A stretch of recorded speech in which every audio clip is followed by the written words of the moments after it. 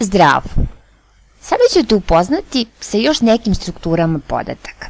Predstoje nam skupovi, torke i rečnici. Hajde da vidimo šta su to skupovi, kako možemo da ih iskoristimo i kako ih uopšte definišemo u Pythonu.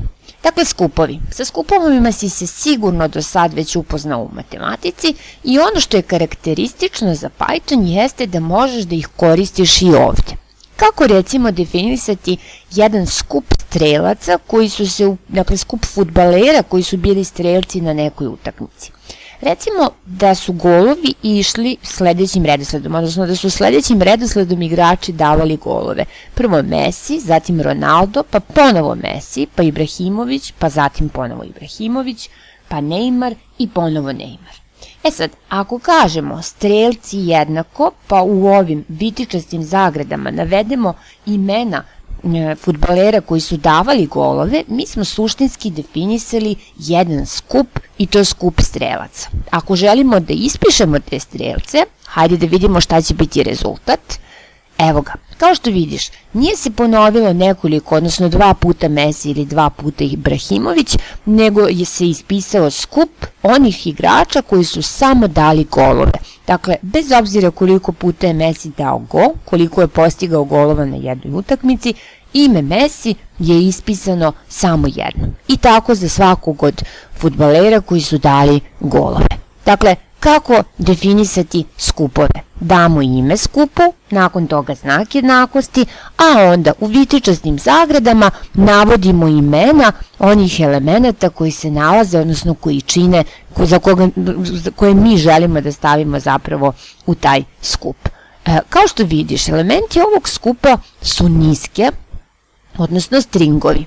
Ono što je zanimljivo jeste da ti suštinski možeš i od liste da napraviš, od jedne već gotove liste možeš da napraviš skup. Recimo da imaš listu golovi i da se tu nalaze imena onih fudbalera koji su dali te golove, ti možeš da kažeš da su strelci oni koji predstavljaju skup onih elemenata koji se nalaze u listi golovi. Dakle, strelci jednako set od golovi. I možemo da odštampamo, to jeste da vidimo koji su to fudbaleri koji su dali golove. Kao što vidiš, dakle ovdje smo imali isti onaj redosled fudbalera, imena fudbalera koji su dali golove, a ovdje se zaista formirao apsolutno identičan skup kao i u prethodnom slučaju. Kao što u matematici možeš da tražiš uniju, presek, recimo razliku dva skupa, tako to možeš da radiš i u Pythonu. Dakle, ukoliko hoćeš da nađeš uniju skupa A i skupa B, onda ćeš to označiti na sledeći način. Dakle, A, uspravna crta B, ukoliko želiš da nađeš presek, onda je to A i slovo i B, i ukoliko želiš da nađeš razliku, recimo skupa A i skupa B, onda je to A minus B. Dakle, to je skup svih onih elemenata koji se nalaze u skupu A, a ne nalaze u skupu B.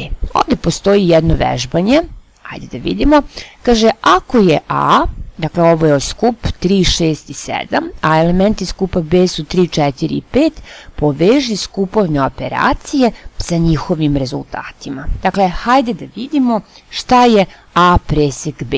S obzirom da je element 3 jedini koji se nalazi i u A i u B, onda je dakle ovo predlog za A presek B. Šta bi bila unija ova dva skupa? Dakle, unija bi bio skup u kome se nalaze svi elementi, i elementi skupa A i elementi skupa B, dakle evo ga kandidat, 3, 4, 5, 6 i 7, a razlika B, dakle to je ono što je u A, a nije u B, kao što vidimo to su elementi 6 i 7, dakle ovo je ovde, hajde da vidimo šta je u B, a nije u A, to je 4 i 5, i ovo je unija razlike skupa A i B, razlike skupa B i A, i jedino što nam je preostalo jeste ovo ovdje. Hajde da proverimo da li smo uspješno rešili ovaj zadatak. Da, rezultat je tačan. Tako da, to je jedan od načina kako možeš da iskoristiš Dakle, ono standardno što si naučio u matematici da primeniš i ovde, s tim što moraš da naučiš sintaksu. Dakle, ne piše se razlika onako kako si do sada naučio, unija onako kako si do sada naučio i presek onako kako si do sada naučio, ali simboli su sa svim jednostavni i potpuno sam sigurna da ćeš ih jako lako usvojiti. Postoji još veliki broj zadataka koje možeš da radiš u okviru skupova, tako da te ja upućujem na ovo interaktivno okruženje za izučavanje Pythona i možeš da provežbaš ono što si naučio u vezi sa skupovima.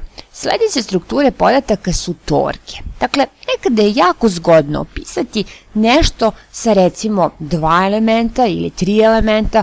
Recimo ako imamo šahovsku figuru, pa onda kad ti neko kaže neka šahovska figura se nalazi na poziciji B6. I sam znaš da slovima od A do H i brojevima od 1 do 8 možeš da opišeš poziciju svake figure na šahovskoj tabli.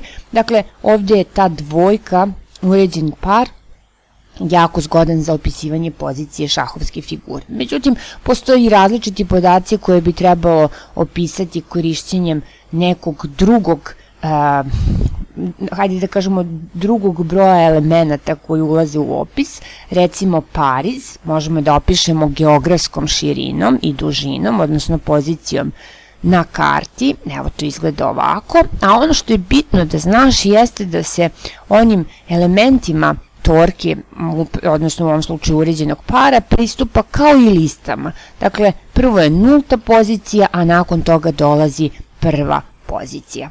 E sad, vraćanje torki iz funkcije. Jako je lepo što postoji ovakva struktura podataka, jer je zgodno za, recimo, definisanje funkcije koja određuje vreme koje predstoji do ponoći. Dakle, dati su sati i dati su minuti, odnosno prosledi se broj minuta do ponoći, a onda bi trebalo reći koliko je to sati i minuta.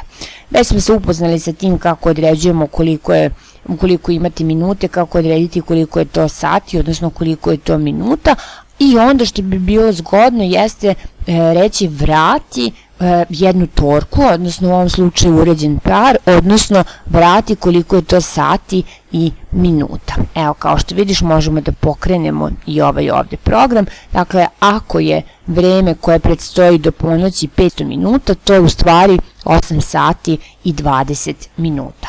Torke možeš da stavljaš i u liste, odnosno od datih torki moguće je praviti i liste i postoje različiti problemi koje mogu da se opišu upravo korišćenjem ove strukture podataka. Postoji i još jedna struktura podataka koja je poznata Pythonu, a to su rečnici.